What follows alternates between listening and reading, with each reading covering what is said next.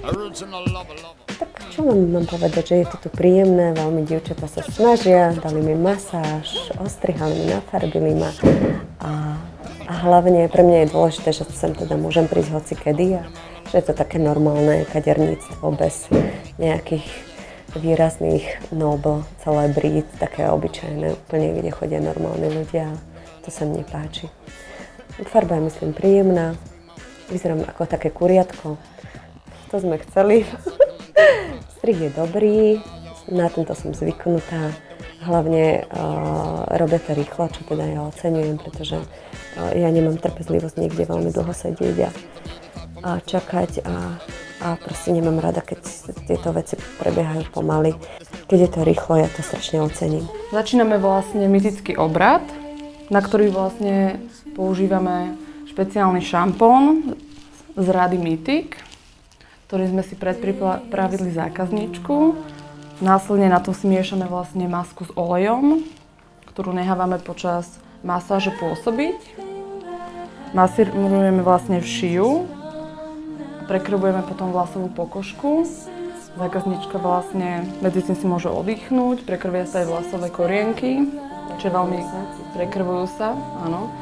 Je to veľmi dobré po lete, vyživí to perfektne vlas, zákazníčke zostane vlas vyživený aj počas 2 týždňov doma, ľahšie sa jej upravujú vlasy. Táto mytická kúra obsahuje vlastne 15 druhov olejov a výživných látok. 15 minút sa robí vlastne masáž. 15 minút je vlastne na to, aby tá maska prenikla až do hĺbky toho vlasu. Je to veľmi vhodné aj na jemné vlasy, aj na pevné. Dá sa to odporučiť vlastne všetkým zákazníkom. A myslím, že to je aj príjemné určite. Áno, áno. Človek si pri tom aj oddychne, odchádza zregenerovaný a upravený. Ono vlastne potom, po tých 15 minútach, po tej masáži sa musí vlas ešte opláchnuť a na to následne vlastne k tejto kúre je ešte fúkaná, kde sa vlastne používajú, buď sa podľa vlasu, keď je jemnejší vlas, aplikuje sa iba vlasový olej a keď je hrubší vlas, môže sa aj mlieko.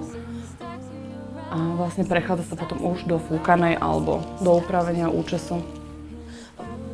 Celý tento vlasový mytický obrad, myslím, že zákazníčka má hotový podľa dĺžky vlasov do hodiny, dá sa to stihnúť, po prípade k farbe, vtedy to trvá dlhšie.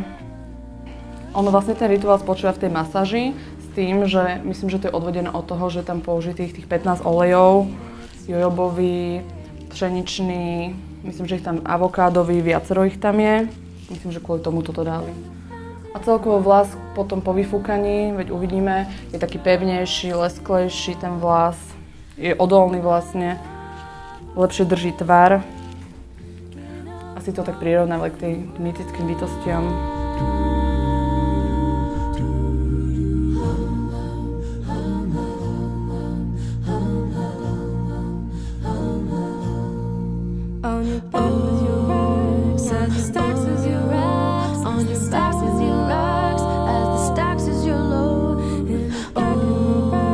And the stacks as you rise, in the stacks as